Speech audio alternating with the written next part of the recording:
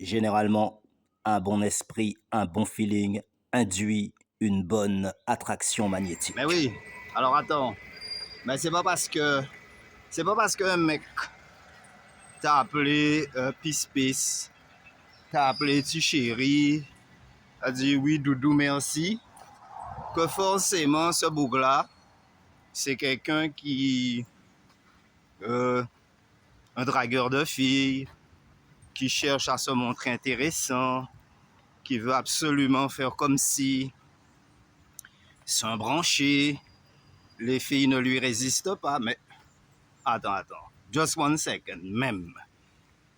Ce qui voudrait dire, on n'a plus le droit de faire aucun petit compliment, on n'a plus le droit de dire aucun mot, aucune parole qui va dans le sens de l'affection ou même du sentiment. Mais on peut très bien complimenter les jolies demoiselles à la volée, sans pour cela que ça implique que ça y est, on est en déséquilibre dans quoi que ce soit ou on est irrespectueux. Il faut arrêter avec ces cinémas-là. Ça, c'est comme si tu te prends pour une star et puis à caprice, tu vois. Normalement, quand t'es star, t'es cool. Mais là, ça fait star à caprice. Donc, en déséquilibre. Tu vois, qui a du mal à gérer son succès. Mais c'est ça que ça fait. En plus, si j'ai bien compris, parce que là, je suis au bord du fou rire quand même. À partir du moment que tu fais un petit hello avec la main, tu fais un petit clin d'œil, ou bien tu détaches un sourire de ton visage, et ben ça y est. Si c'est en direction d'une jolie demoiselle, et ben ça y est, t'es grillé. Ça compte plus. T'es plus personne. Tu t'es déshonoré.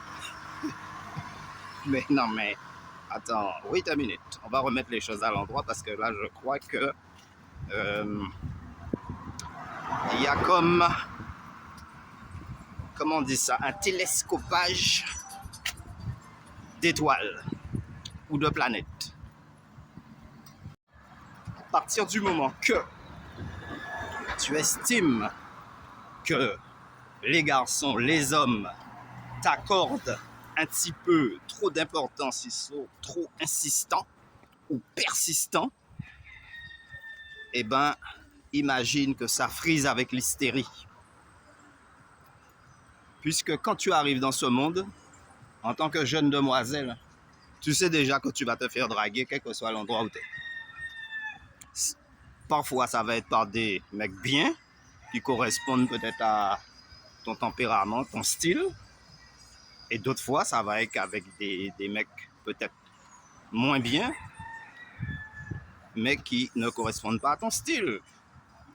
Tu vois, à tes attentes, à ton niveau de réflexion. C'est ça qui se passe. Dans la suite et dans la continuité, en aucun cas tu peux dire mais qu'est-ce qui leur arrive.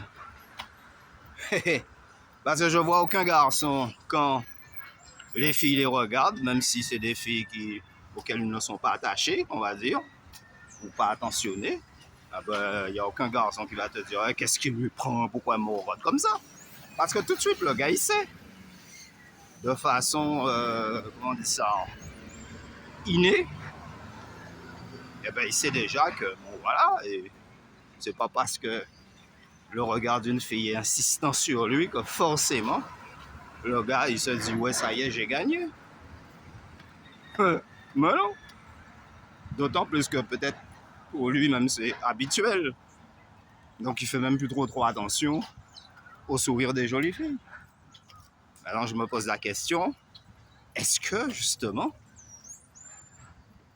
elles ont été peut-être forgées dans un ensemble de choses où l'équilibre psychologique, l'équilibre mental, la réflexion personnelle n'y est pas. C'est peut-être ça aussi. Et après, c'est ben, je tombe toujours mal que t'entends. J'entends jamais, ouais, mais j'étais avec un gars là, ça n'a pas duré très longtemps, mais quand même, il a assuré, quoi. Même si, yes, I. Oui, positif. Yes, I. Alors, c'est ça, non, il ne faut pas penser en travers quand, peut-être, c'est la chance qui te sourit. C'est ça aussi, hein. Mais qu'est-ce qui fait qu'à un moment donné, la chance n'est plus? Mais c'est à force de la rejeter, c'est ça que je dis tout le temps. Chaque fois, tu vois que peut-être ce jour-là, le gars, il n'est pas habillé, on va dire, de marque. Mais c'est un mec qui met toujours des linges de marque. Ou c'est un mec qui a toujours une belle voiture. Mais ce jour-là, le jour où tu l'as croisé, la belle voiture peut-être est en révision et on lui a filé un petit bric-bric pour qu'il puisse se déplacer en attendant. Et c'est ce jour-là que tu le rencontres. Donc le jour où il est le plus mal habillé, le plus mal loti, c'est ce jour-là. Bon, lui, il te croise, il te dit, tac, tu dis, ouais, c'est qui se plouque. Mais peut-être tu sais même pas que c'est un homme d'affaires. Tu sais même pas que c'est un mec qui est bien dans sa peau, qui est tranquille, qui n'a même pas besoin de copine, même s'il est tout seul, tu vois, à la limite. Justify. On a une superbe vue, je vais inverser pour vous montrer. Comme ça, vous n'allez rien rater.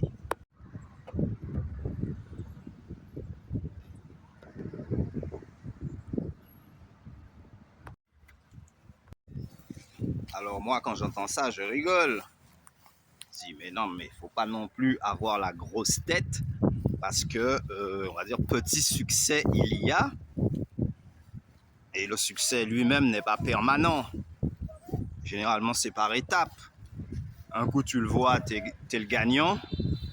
Et puis la fois d'après, il passe sous ton nez et impossible que. Hein. Le succès, je parle. Donc quand il est là, ben, il faut savoir l'accueillir aussi. Oui, l'envelopper. Il faut savoir vivre avec. Faire en sorte que cet avantage-là soit toujours dans ton intérêt. Voilà.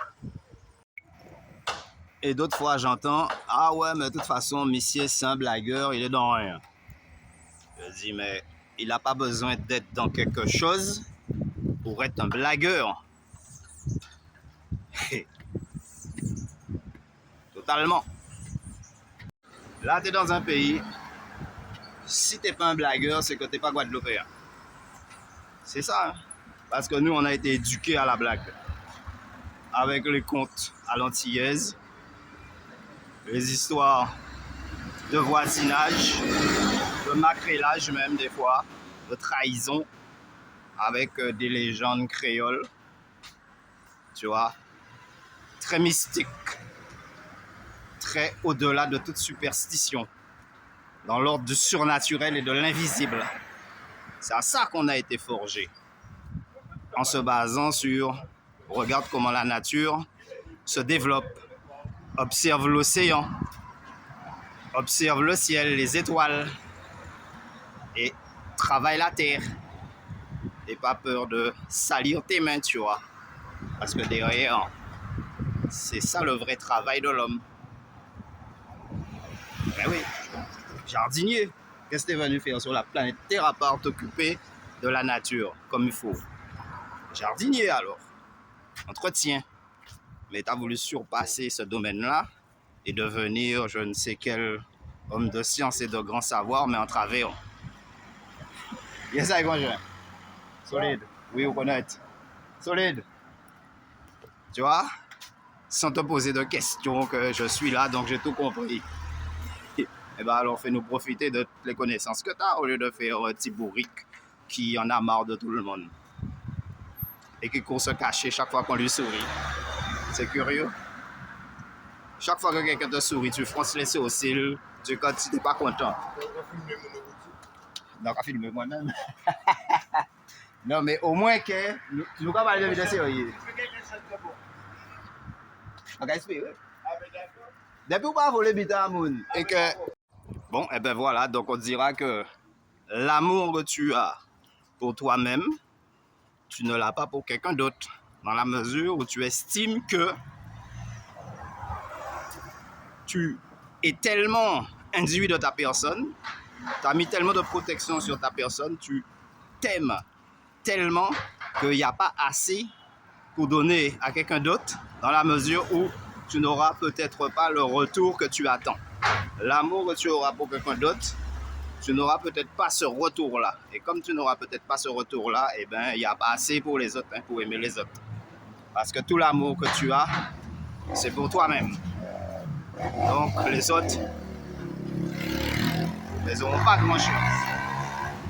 Sauf s'ils arrivent à gagner ta confiance de façon sincère et à te prouver tous les jours et à chaque minute, chaque instant, que oui, c'est du réel et pas de la triche. La certitude que les doutes et les certitudes s'envolent comme un tourbillon d'écume. Un tourbillon d'écume.